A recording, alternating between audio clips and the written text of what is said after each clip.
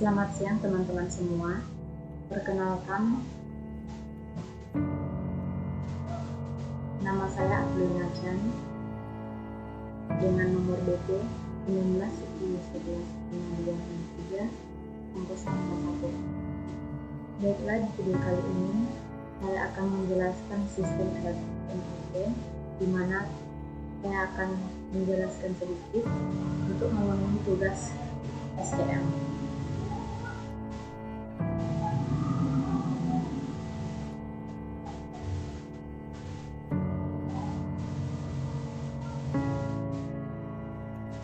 Sistem MRP.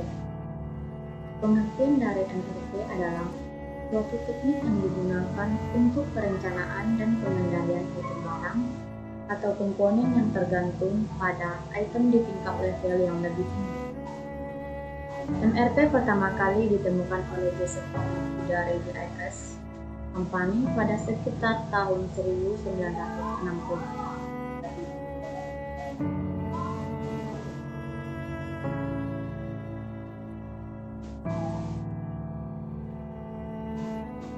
Perencanaan sumber daya manufaktur.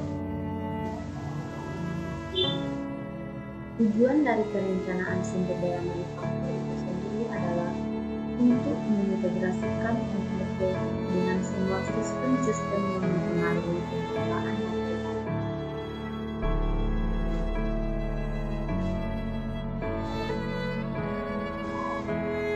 Sistem perencanaan kebutuhan material adalah sistem yang merancang pesanan dan penjadwalan permintaan persediaan yang independen seperti ada bahan baku, komponen, dan subsasembeli yang dibutuhkan untuk mendukung jadwal produksi.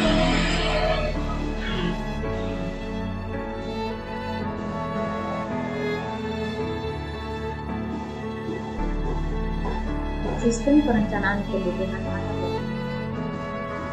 Di dalam perencanaan kebutuhan material, terdapat buku besar, piutang dagang, tagihan, piutang dagang, pemasukan pesanan, sistem informasi, eksekutif, penerima, pembelian, dan sistem informasi fungsional lainnya.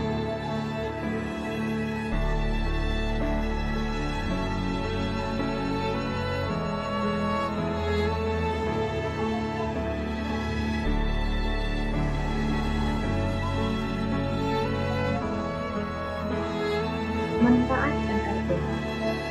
Yang pertama ada penggunaan sumber daya yang lebih efisien.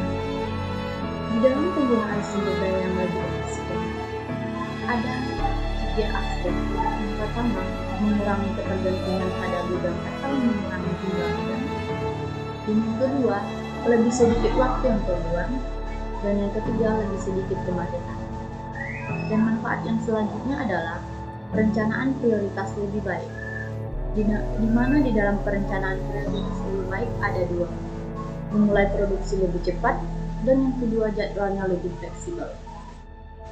Dan manfaat selanjutnya adalah meningkatkan pelayanan pelanggan, di mana ada 3.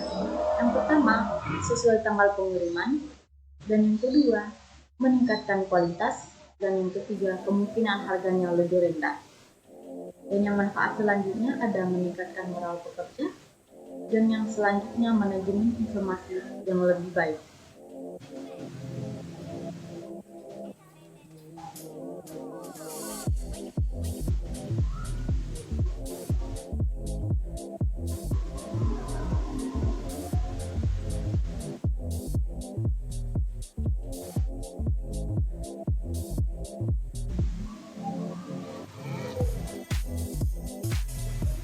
Selanjutnya just in time, atau yang disingkat dengan JIT.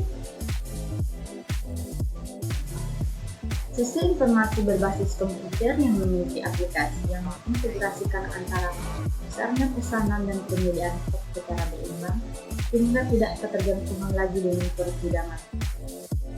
Yang kedua, arus material lebih cepat.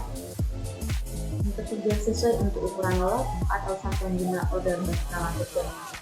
Dan yang selanjutnya adalah waktunya lebih cepat.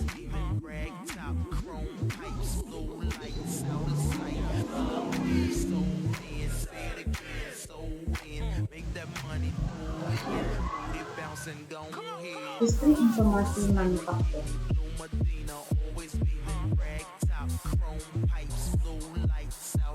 Sistem informasi manufaktur bisa disebut sebagai suatu sistem berbasis komputer yang bekerja dalam hubungannya dengan sistem informasi fungsional lainnya untuk mendukung manajemen perusahaan dalam pemecahan masalah yang berhubungan dengan manufaktur produksi perusahaan. Atau bisa juga disebut sebagai sistem informasi manufaktur merupakan SIM atau NIS atau juga disebut dengan FIS yang diterapkan di divisi produksi atau manufaktur.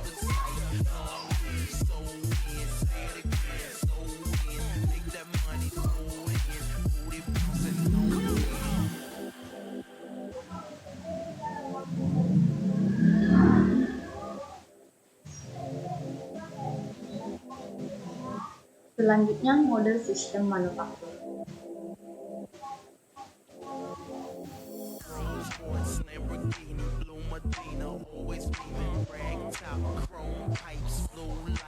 Subsistem informasi akuntansi atau disebut dengan AIC.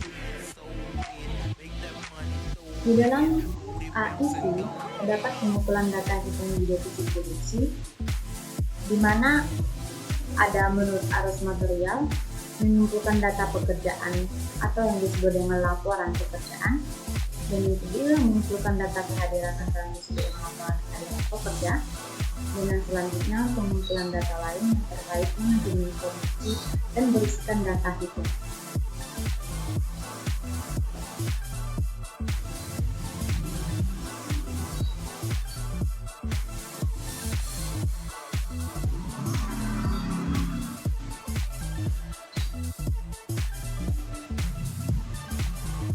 Selanjutnya ada perencanaan kebutuhan material. Di dalam perencanaan kebutuhan material, ada beberapa yang harus kita lihat. Yang pertama, melihat prediksi permintaan konsumen ke depan dan mengintegrasikan kebutuhan material sesuai prediksi, atau yang disebut dengan demand forecasting. Di mana di dalam perencanaan kebutuhan ada komponen. Yang pertama, sistem penjadwalan produksi menghasilkan master jadwal produksi yang mencakup lead time terpanjang atau waktu yang dibutuhkan sejak awal produksi sampai dengan barang jadi dan sampai ke tangan konsumen.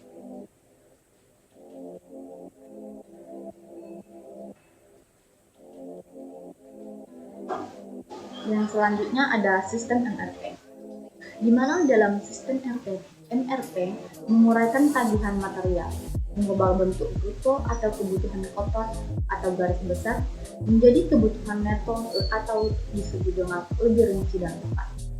Dan yang ketiga, sistem perencanaan kebutuhan kapasitas bekerja dengan sistem MRP untuk menjaga produksi dalam kapasitas pabrik. Untuk menghasilkan output, melaporkan dan merencanakan jadwal pemisahan.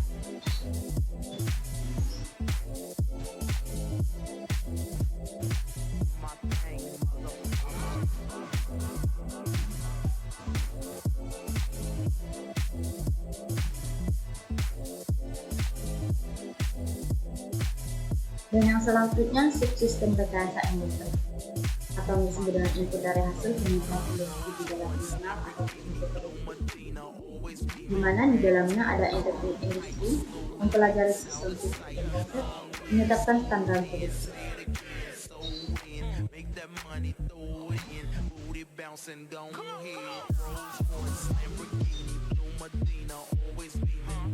Dan yang selanjutnya dapat dilihat dalam hal kontak lingkungan, data serikat pekerja atau personal, informasi personel atau pegawai, pemenuhan kontrak serikat, data pemakaian.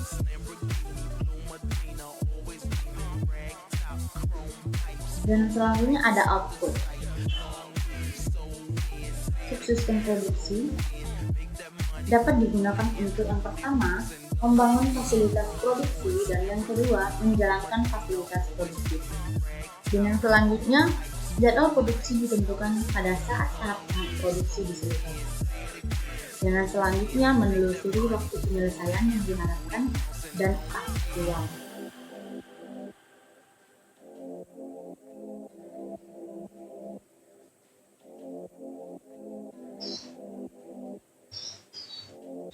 Subsistem inventory atau pergudangan stok.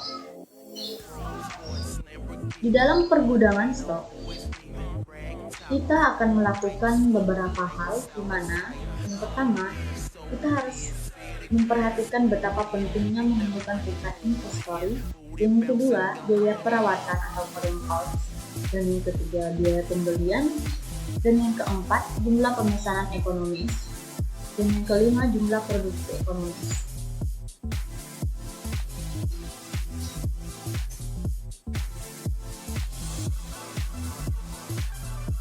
Jadi, dari kesimpulan materi tadi, dapat saya simpulkan bahwa MRP atau Material Recruitment Planning yang intinya merupakan sebuah metode yang efektif untuk menggenjot produktivitas perusahaan manufaktur. Bahkan semenjak tahun 1964, sistem MRP ini berhasil diintegrasikan ke berbagai aspek perusahaan dengan tujuan utamanya untuk memudahkan perusahaan dalam menyusun perencanaan produksi, sehingga sampai pada saat ini, sistem MRP tetap menjadi bagian penting dari perusahaan manufaktur. Baiklah, sekian dari penjelasan sistem MRP dari saya. Jika ada kesalahan atau kekurangan dari penjelasan tersebut, saya mohon maaf. Terima kasih.